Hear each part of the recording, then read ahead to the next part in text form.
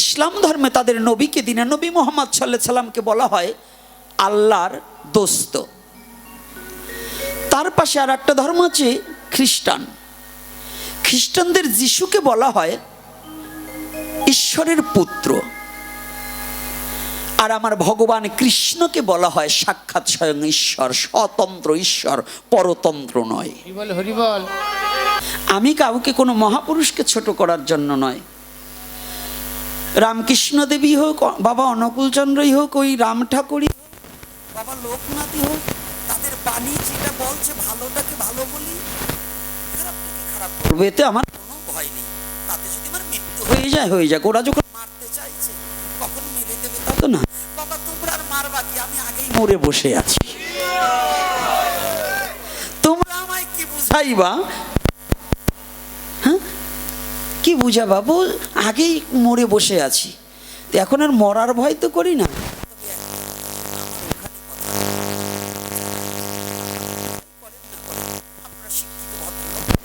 সবাই ভক্তজন, আমি কাউকে ছোট করতে চাই না, কিন্তু সত্য কথাটা বলতে মহাপ্রভু যাদেরকে বাদ দিয়েছে এই কলির পাবন অবতারই শ্রীমান হরি, তার নির্দেশিত পথে স্বর্গস্বামী যাদেরকে বাদ দিয়েছে, সেই কথাটা একটু প্রকাশ করতে গেলে একটু কটু লাগে। এজন্য এই আমি নয় অবুদ্ধির আছি, কিন্তু সবাই তো আপনারা অবুদ্ধির নয়, তো এই মারামারি ফালাফালি এর না বাদ দেওয়াই ভালো। তবে ওদিকে আমি কাউকে কিছু বলবো না, তবে শুধু আমাদের বিবেকের কাছে প্রশ্ন করুন, পৃথিবীতে বহুবিধ ধর্ম থাকতে পারে, প্রত্যেকটা ধর্মে সরাসরি ঈশ্বর আসেনি, কথাটা কিন্তু ভালো করে বুঝবে। আমাদের পার্শ্ববর্তী একটা ধর্ম আছে, আমরা যারা ভারত বাংলা উভয়ই পাশাপাশি বসবাস করে আসছি, ইসলাম ধর্ম। ইসলাম ধর্মে তাদের নবীকে দিনের নবী মুহাম্মদ সাল্লাল্লাহু আলাইহি সাল্লামকে বলা হয় আল্লাহর দোস্ত। তার পাশে আর একটা ধর্ম আছে খ্রিস্টান। খ্রিস্টানদের যিশুকে বলা হয় ঈশ্বরের পুত্র, আর আমার ভগবান কৃষ্ণকে বলা হয় সাক্ষাৎ স্বয়ং ঈশ্বর, স্বতন্ত্র ঈশ্বর, পরতন্ত্র নয়। স্বতন্ত্র নয় পরতন্ত্র, কোনটা? কৃষ্ণ স্বতন্ত্র ঈশ্বর না পরতন্ত্র?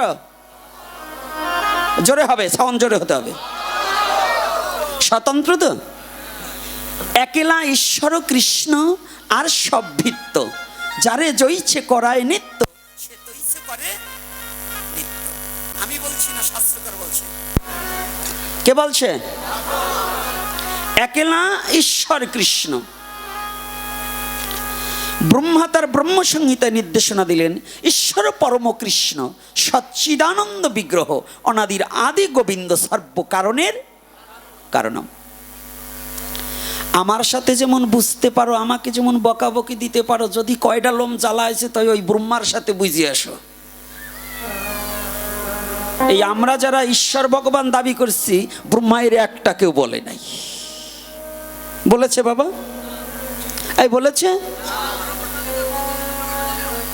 তাহলে এখানে কি বললেন? কৃষ্ণ শুধু কৃষ্ণ নয়, ঈশ্বর পরম কৃষ্ণ। আর এক জায়গায় বললেন কি? একেলা ঈশ্বর কৃষ্ণ। তাহলে আমি সেই ধর্মে জন্মগ্রহণ করেছি যে ধর্মে সাক্ষাৎ স্বয়ং ঈশ্বর এসে প্রতিপালন করার জন্য, ধর্মকে রক্ষা করার জন্য অবতীর্ণ হয় যুগে যুগে। কোনো ভায়া নয়, কোনো দালাল পাঠাতে হয় না, কোনো ভায়া পাঠাতে হয় না, কোনো মাধ্যম পাঠাতে হয় না। এই সনাতন ধর্মকে রক্ষা করার জন্য সাক্ষাৎ ঈশ্বর নিজেই যুগে যুগে অবতীর্ণ হয়েছে। কথাটা কি বুঝতে পেরেছি কিনা? এখন তো হ্যাঁ বলেন, আর যে সময় শয়তানে ধরে দাবর মারে সেই সময় তো আপনার কাছে কাজ হবে। কথাটা একটু বোঝার চেষ্টা করতে হবে। তাহলে আমি অনুরোধ করব, সনাতন ধর্মে জন্মগ্রহণ করে যারাই যে বাণী লেখুন আর যেটাই প্রচার করুন, কৃষ্ণের সাথে পৃথিবীর সাধারণ কিংবা অসাধারণ হোক একজন মহাপুরুষের সাথে তুলনা করা যাবে কি? তাহলে এজন্য কেউ যেন ভাবেন না যে একজন একটা কথা বললে তার বিপরীত কিছু করব না। কাউকে রাগ করার জন্য নয়, কাউকে, আমরা সনাতনী, কিন্তু সনাতনের মূল একটা তত্ত্ব থাকতে হবে। কিন্তু আমাদের এলোমেলো হয়ে গেছে, যার যার নিজের ইচ্ছা মতো ধর্ম প্রচার করে আমরা হেয়পূর্ণ হয়ে গেছি, আমরা সংখ্যালঘু হয়ে গেছি। এইটা থেকে রোধ করতে হলে যদিও নিজের বিবেকের কাছে প্রশ্ন করুন। শিক্ষাগত যোগ্যতা আপনারা অর্জন করেছেন, আগে এত শিক্ষিত ছিল না, কিন্তু মানুষের বিবেকটা খুব পরিষ্কার ছিল। আর এখন আক্ষরিক শিক্ষা বেড়ে গেছে, কিন্তু বিবেক জঘন্যতম হয়ে গেছে, বিবেকটা জঘন্যতম হয়ে গেছে। বিবেকটাকে যেন হত্যা না করা হয়। কষ্ট পাচ্ছেন নাকি বৈষ্ণবগণ? আমি একটু কথা কিন্তু একটু চাচাছোলা বলি, আমার আবার অত মিষ্টতা নেই। আমার শুভঙ্কর বাবা হরিকথা বলতে গেলেই যেন একেবারে ভক্তির মূরতি, তো হ্যাঁ, পাগলটা ভালো ভক্তির মূরতি, একেবারে হরিকথা বললেই যেন বিগলিত ধারায় নয়নের জল বর্ষিত হয়, খুব ভালো, উত্তম। আর আমার ভগবান দুটো নয়ন দিয়েছে একেবারে শুষ্ক, চৈত্র মাসে ফাল্টা ধরা নদী, এতে আর জল ঠল নেই। তবে আমাকে গৌরহরি বলছে, তুই শুধু, তোকে কি করছি পাঠিয়েছি জানিস কি? বলো, তোকে ভক্তি আর শক্তি এ দুটো দেই নেই, তোকে কি দিয়েছি? তোকে দিয়েছি শুধু অসুরত্ব প্রবৃত্ত। এই জন্যই আপনাদের শুধু ব্যথা দেওয়া কথা বলি। আমি সুর ভালো না, অসুর মানে সুরই ভালো না। সুর মানে দেবতা, আর অসুর মানে সেটা তো বোঝেনি, যার কথাবার্তা কোনো কিছুই ভালো না। তো আমি সেই দলের লোক, তো তাই চরণ ধরে করি মানা। কখনো আমার কথায় ব্যথা লাগলেও মা বাবা যেমন সন্তানের লাথিটাকে বক্ষে ধারণা করে সেটাকে ব্যথা হিসেবে রাখে না, তদ্রূপ আমাকে ক্ষমা সুন্দর দৃষ্টিতে দেখে আপনাদের চরণ প্রান্তে একটু স্থান দেবেন, অন্য কিছু আশা এবং বাঞ্ছা করি না। তা যাই হোক, সৎসঙ্গের বাবারা যেন ব্যথা পায় না, কারণ আপনাদের বুঝতে হবে যে ইউটিউবাররা এখন বর্তমানে একটু ভেজাল লাগাতে অনেকটা অভ্যাসস্থ। আমি ওই অনুকূল বাবাকেও ছোট করার জন্য নয়, আমার কথাগুলো একটু ভালো করে আগে পাছে একটু শুনতে হবে। কিন্তু আমাদের বর্তমান যুগে তো ডিজিটাল যুগ, ওই দেখছি মুদির মাথায় নিয়ে এক চ্যাংরা ড্যান্স করবেন, তার মাথার সাথে জোর করে ওই আমাদের প্রধানমন্ত্রী শেখ হাসিনার মাথা আর এক মামনির ঘাড়ে যোগ করে দুজনের ড্যান্স দেওয়া আসছে। তো এইটা যদি হয়, মুদিরে যে ওই ড্যান্সের সাথে যোগ করতে পারে, তা আপনাদের একটু বোঝা উচিত এই শিক্ষিত সমাজের ভদ্রলোকদের, যে তাহলে গোপীনাথও এরকম করতে পারে। তো যাই হোক, রাগারাগি না করে, এই ফালাফালিতে না করাই বাঞ্ছনীয়, কারণ সবারই রক্ত মাংসে গঠিত দেহ। আপনাদের কষ্ট লেগেছে আমার কথাটা শুনে, ঠিক আছে, আমাকে দুটো বলেন, কিন্তু এমন কোনো কথা বলা যাবে না যে ভবিষ্যতে যেন এর বিদ্রুপ কিছু হোক, নাকি? রাধে রাধে। তা যাক, আর অন্যদিকে কথা বলবো না। ইউটিউবার বাবারা, তোমরা যা আমরা বলি সেইটা ছেড়ো বাবা, তোমরা কেউ এডিট করো না। আর তোমাদের একেবারে অনুরোধ করি, আমাদের মধ্য দিয়ে কেউকে ঝগড়া লাগাবার চেষ্টা করো না। আর এই যারা কাটিং চাটিং করে দেয়, ওরা ভালোটাকে না দিয়ে খারাপটাকে দেয়, ওরা মনে হয় এর পরে জন্মে কোন কুলে জন্মগ্রহণ করবে আমি বলতে পারলাম না। অর্থাৎ সাধু সমাজে ঝগড়া লাগানো, এটা সাধুদের মধ্যে ঝগড়া লাগানো না। যাক, আর অন্য কোনো কথা বলবো না। আজকে আবার পূর্বের কথায় ফিরে যাই। পূর্বে যেখানে ছিলাম ওখানেই যাওয়া ভালো। তাহলে আজকে আমরা সকলে উপনীত হয়েছি। উদ্দেশ্যটা কি? উদ্দেশ্য কি? সবাই সেই উদ্দেশ্য নিয়ে আসে। বাড়ি ফিরে যাওয়ার উদ্দেশ্য সবার মাঝে নেই, লাখে না মিলিলেও এক। নিরামিষ খেলাম, তিলক ধারণ করছি, মালা পরছি, মোটা মোটা হরি কথা বলি, আর সাধু দেখলে হরে কৃষ্ণ, আর সাধু চলে গেলে করে সারা। এইরকম পার্টি যারা এ জন্মে নয় কোটি জন্মেও যেন ওই ঘরে ফিরে যাওয়ার আশা না করে। মুখে আর মনে এক থাকতে হবে। মন মুখ এক না হলে তাহলে ঘরে ফিরা, মনে আর মুখে এক হতে হবে।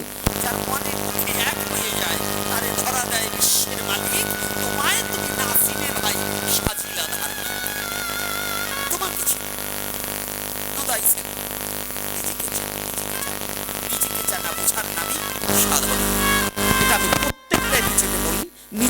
না চিনার নামই সাধনা।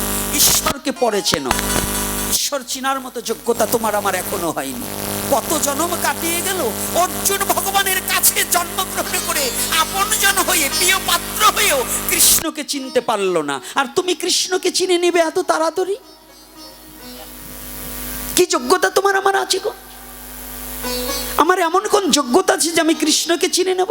কৃষ্ণকে চিনতে বলেনি, তোমাকে তুমি চিনো। কৃষ্ণ বললেন, তোমাকে তুমি চিনলেই তুমি আমাকে জানতে পারিবে আমি কে। যতদিন পর্যন্ত তোমাকে না চিনে আমাকে খুঁজবে, ততদিন তুমি আমাকে পাবে না। রাধে রাধে।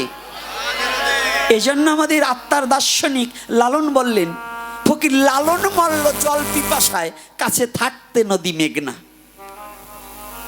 যার আপনা খবর আপনার হয় না। আপনাকে চিনতে পারলে গো যাবে অচেনাকে চিনা, যাবে অজানাকে জানা। তোমাকে তুমি চিনতে পারলে যাকে কোনোদিনই দেখনি তাকে দেখতে পাবে। তোমাকে তুমি জানতে পারলে যাকে কোনোদিনই, যার সাথে প্রেমালিঙ্গন হয়নি তাকে প্রেমালিঙ্গনে দিতে পারবে। তোমাকে তুমি চিনতে পারলে যাকে কোনোদিন ভাবনি তার ভাবনাটা হৃদয়ে মাঝে জেগে যাবে। তোমাকে তুমি চিনিতে পারিলে অনন্ত কোটি ব্রহ্মাণ্ডটাকে তুমি চিনে নিতে পারবে। যতদিন পর্যন্ত তোমাকে না চিনবে ততদিন পর্যন্ত ঈশ্বরকে, ভগবানকে, কালীকে, দুর্গাকে, ওই কৃষ্ণকে, গৌরহরিকে, রামকে, নারায়ণকে কাউকেই তুমি চিনতে পারবে না। চিনতে পারবে? আমি থানায় গিয়েছি, বড়বাবু বসে আছে। এখন আমি ভুলে গেছি যে আমি বাদী হয়ে মামলা করবার গেছি কিংবা আমি আসামি। এইটা যদি আমি ভুলে যাই, আমি যদি বড়বাবুর চেয়ারে বসে পড়ি, তাহলে কি আমার অবস্থা কি হবে গো? আই কি হবে?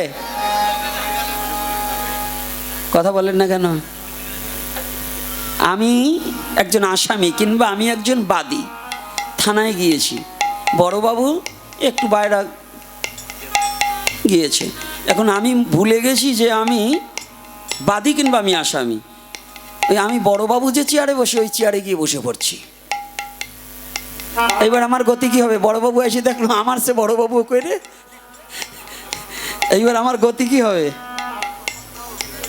শাস্তি হয় কি না? শাস্তি হয় কি না? পার্লামেন্টে যেখানে মাননীয় ওই যে স্পিকার না কি বলে, হ্যাঁ স্পিকার তো এখন কে জানো আমাদের ও শিরিন সেন। বাবারে, রাজনীতিতে ভালো চোখ আছে তো, বুঝছেন? একটু ভালো করে বুঝেন। এখন ওইখানে ওনার চেয়ারে কি আর কেউ, যত আমাদের প্রধানমন্ত্রী যে বসতে পারবে?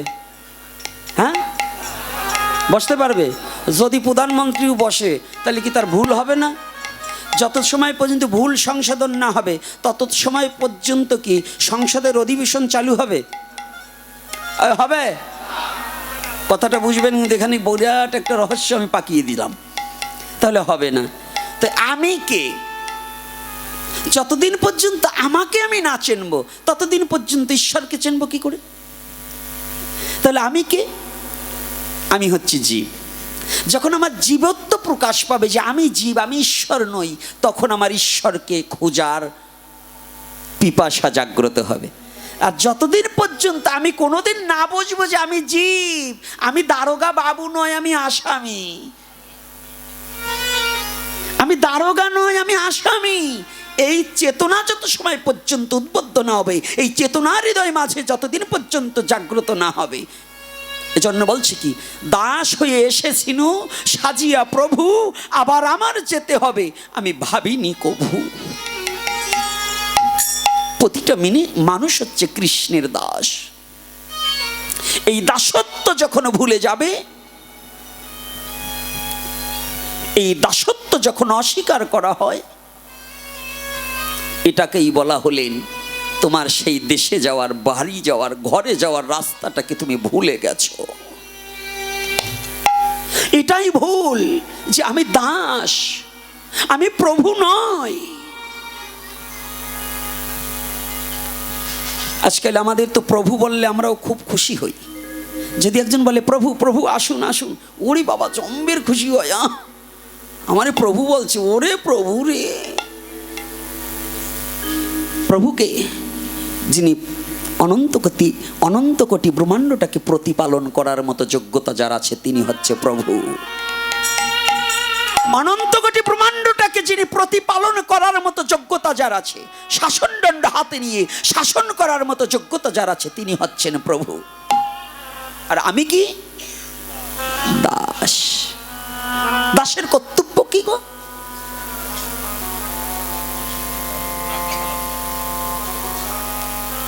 কার সেবা? বাবা বাবা গৌর হরি বল। তাহলে প্রভুর সেবা করা। তাহলে প্রভুকে অনাদির আদি, অন আদির আদি, সে কে?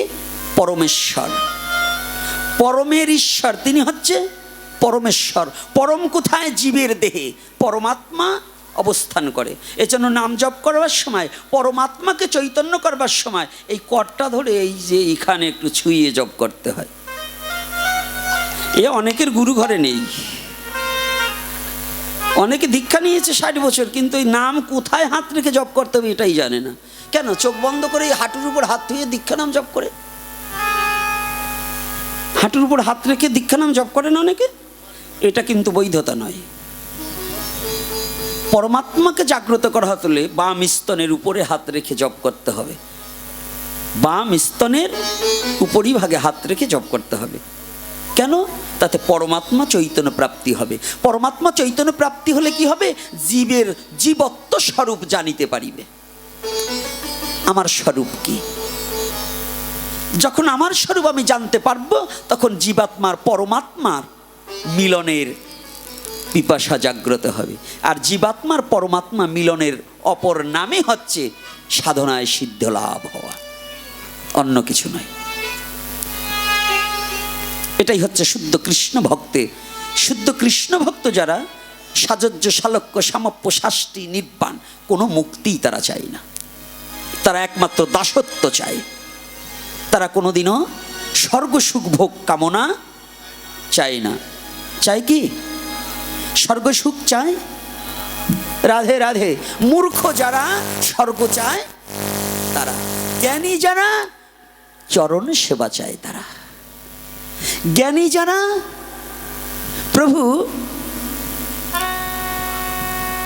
একদিন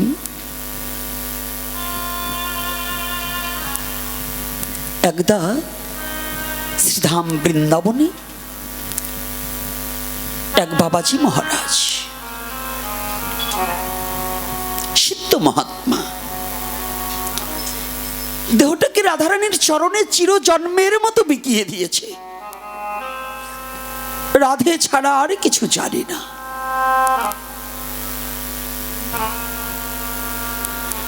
রাধে বলতেই যেন নয়নের জলে বক্ষ প্লাবিত হয়ে যায়।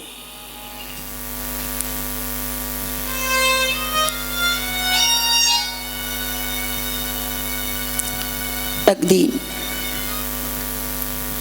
রাধা নামে পাগল পাড়া হয়ে গেছে। বাবাজি মহারাজকে গুরুগত প্রান্ত, নাম বদনে রাধা নাম, কিন্তু অন্তরটা গুরুগত, গুরু গোবিন্দের চরণে সঁপে দেওয়া।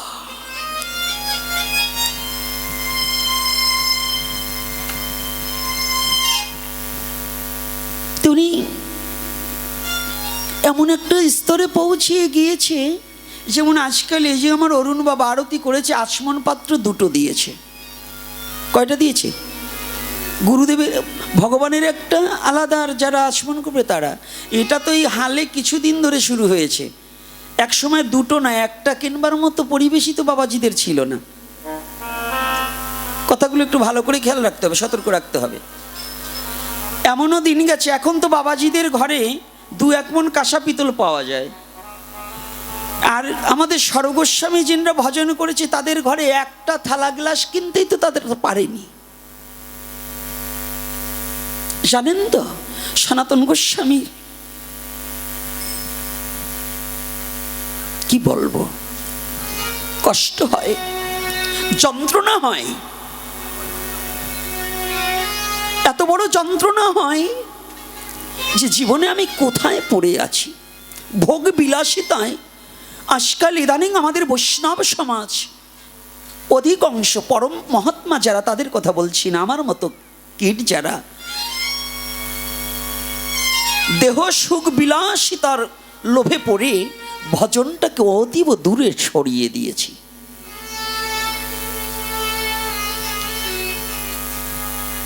ভজনটা এখানে। সনাতন গোস্বামী দাঁড়ে দাঁড়ে ভিক্ষা করে কিছু চুনো মানে আটা,